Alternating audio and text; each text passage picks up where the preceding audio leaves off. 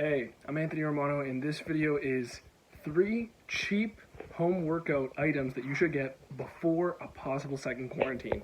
This is a very time-sensitive video, and I'm simply making it because, on one hand, if you're watching this video in like 2025 and there's no repercussions that have been lasting, then hey, at least worst case scenario, you have some great home workout items that are gonna sustain you whenever you need to work out at home, okay, regardless of a large variety of equipment. But at the same time, if some shit does hit the fan, and for whatever reason, whichever country you're in currently, there's some sort of, additional quarantining type thing going on, you're going to want to have these 3 items. So I'm going to get into this video, and, if you could like the video, that will help YouTube to show my videos to more people, and that's all you have to do to help me grow my page if you've gained something valuable from this video. So at the same time, I encourage you to subscribe and follow me on Instagram and go to my website, romanoketo.com, if you want to work together, or check out some of my books and programs that will be out shortly.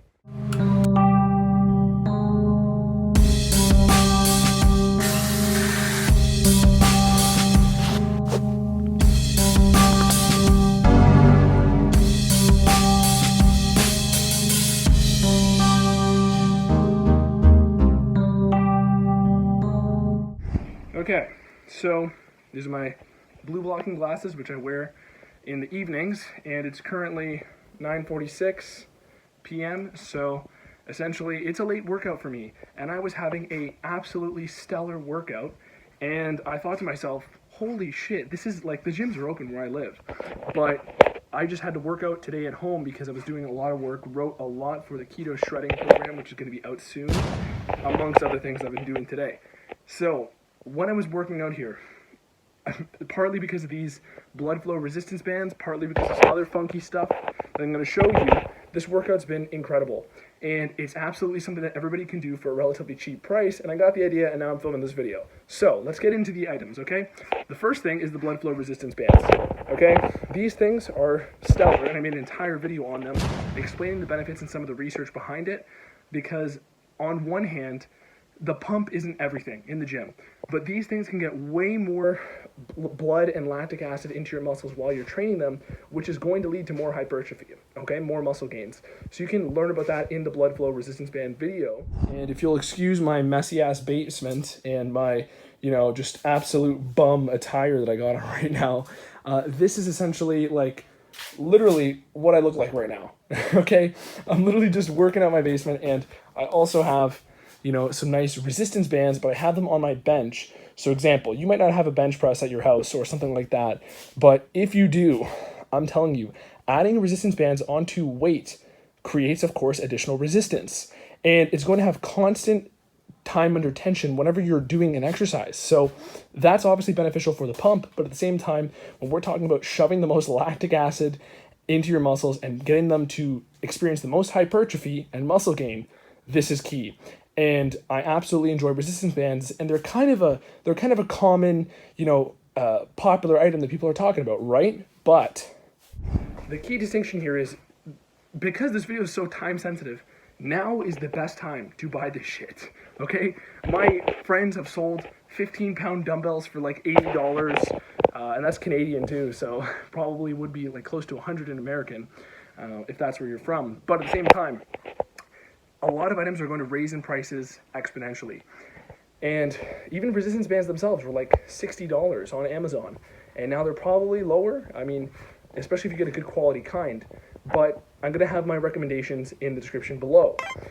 Now, when we're talking about how to actually use these things, resistance bands, of course, there's the obvious, you stand on them and curl them. My preferred way is to get whatever sort of weight or stuff you might have at home and, again, slap them on top of it. So if you have even some sort of random barbells or even lightweight, if I were to slap resistance bands on either side of that barbell and stand on the middle part, what would happen is I would have additional time under tension, additional resistance, and I would absolutely notice it more, especially when we're talking about working out at home, when buying extra plates and extra weights is kind of a huge expense. So a lot of this comes down to kind of, not tricking, but fooling your muscles into having more tension than the weights and options you already have at home, okay? Again, the pump is not everything, but anybody who tells you the pump is not important for gaining muscle or bodybuilding, they're they're a wacko, okay? I don't advise listening to them at all, because the pump is key, and it is literally the differentiating factor between powerlifting and bodybuilding, okay? Powerlifters focus on 1 to 2 rep range, or sorry, 1 to 5 rep range, but those initial singles, doubles, triples they're hitting, they're more focused on tearing the muscle fiber without consistently just slamming it with more fluid, because that slamming of more fluid is what's actually going to cause more of those micro tears. So anybody who says the pump is not as important for muscle gain, they're out to lunch, and I don't advise that you take their advice. And I've seen people promote this shit. It's silly. In my opinion, anytime I slap these resistance bands on, I mean, you can even see the bit of pump I got going on currently from the middle of this workout. Anytime I slap these things on, I absolutely notice the workout more. And a lot of times I'm wearing these things, I'm wearing them at home, just because that's where I store them. I mean, sometimes I wear them to the gym, but when I'm at home, I don't have as wide of a selection of weights to use. I mean, I have a good considerable amount, but when I don't have as much option at home compared to, like, you know, a corporate gym, there's a lot of other tactics you have to pull out, and these resistance bands or blood flow restriction bands are one of them, in addition to the resistance bands. But let's get into the third one, okay? The third one is a waist belt, okay? And I'm not talking about one of these, like, you know, bodybuilding, you know, squat, deadlift, compound lift belts. I'm not talking about one of those, because those things do work to create intra-abdominal pressure. But this kind of belt does the exact same thing, increase the same amount of intra-abdominal pressure. I actually prefer it because it supports my back in a far more noticeable way. And, you know, I've always tried to work on flexibility and whatnot, but you don't really get any of those benefits from a sort of, you know, standard bodybuilding belt. But the key thing here that you get an additional benefit from this kind of belt, opposed to one of those other ones, is when you wear some sort of waist belt, okay? What you're going to be doing is you're going to be training your body to retain less water around your organs in a certain area in your abdominal cavity. So what that basically does is it kind of gets your body used to storing less water and retaining less water in certain areas that basically can make you bloat, or, you know, to put it simply and most bluntly, that can really impact your physique. The primary factor that makes a physique appealing is the shoulder to waist ratio. For women, a lot of times it's the hip to waist ratio, and the shoulders play a role in that as well. But if you want to achieve a physique that's actually eye-catching, that's jaw-dropping, you need to optimize the shoulder to waist ratio. And this belt is one surefire way to do that. So I'm not just saying this like freaking Billy Mays, you know, slap chop, late night infomercial guy. I actually really enjoy this thing. You get all this for just $19.95, but call in the next 20 minutes and we'll supersize your OxyClean from a 2.5-pound tub to a whopping 6-pound bucket. Just absolutely loving my workout right now. So much so that, you know, I'm really rambling on this video.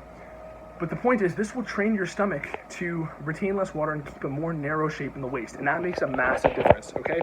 Literally, you could take somebody who's double your size, and if your shoulder to waist ratio is better than theirs, you will give the appearance of looking bigger, because the only thing that we can perceive is contrast. We can only perceive things, well, kind of relatively to other things. Like, you always have to compare something relatively to something else. So, example, if somebody's shoulders are wide as hell, but their waist is also wide, they're not going to have a very appealing look, because even though their shoulders are wide, if their waist is too wide, they're not going to look physically attractive or powerful, because again, that waist to shoulder ratio indicates, at least in an evolutionary standpoint, sort of cross body power, because literally you have more space in terms of the average waist size in comparison to the average waist size. So that's kind of the rationale behind it, on top of the fact that it feels good and you can really just wear it, you know, any time of day. There are bodybuilders, even Artemis Dolgan is a, you know, very influential bodybuilder that I've personally enjoyed the advices of, and I've trained with him, fortunately, at one point. But people like that, and the Golden Era guys, a lot of those people would wear waist belts, or they would at least wear the sort of bodybuilding belt that I compared this to for long durations of time, because of that sort of waist training effect. You've got the ideal body from old school, which is the broad shoulders and the small waist. Totally. And I know you told me that you wear a waistband all day. Right there. Right there, this. And, you know, I mean, this is like an old school thing. I used to get the rubber waist belt, and I'd wear it all day and sweat. And at the end of the day, my waist would be all shriveled down. Yeah. I mean, it really kept it small. It shrinks water between your organs, and, right. And it has a really long-term effect if you wear it consistently. Consistently, yeah. And I think it's also a combination of exercising and diet. Now that sounds really like silly and whatnot, but I'm telling you, it makes a difference. And for me, when I was younger, I had a back injury when I was playing sports, when I was playing soccer, just a growing pain thing. And I had to wear one of these things anyways. Because I had an issue with my back, just a minor muscular issue, but they give you a lot of support. There are people who buy these things just for, construction work, for, work with getting dirty with their hands. So there is a multi-purpose dimension to this. And even, on some days, if I really am cutting down and I really want to emphasize that compactness in the abs, besides the fact that there's certain exercises like vacuums and whatnot that are fantastic for that, wearing a belt like this, even while I'm, doing some work or walking around or, going out somewhere in the daytime, wearing this for a few hours really does make a difference, and you notice it almost immediately. So those would be 3 things that would help you, really maximize your physique while you are, perhaps training at home. Perhaps, it's 2027 and none of this is really as important, but at the same time, you still get some great value out of home workouts, or at least better than you would, without having to spend like, $700 on a home gym setup, whatever it may be. Okay, so those are 3 items that you can pick up now that basically would, improve the quality of your home workouts.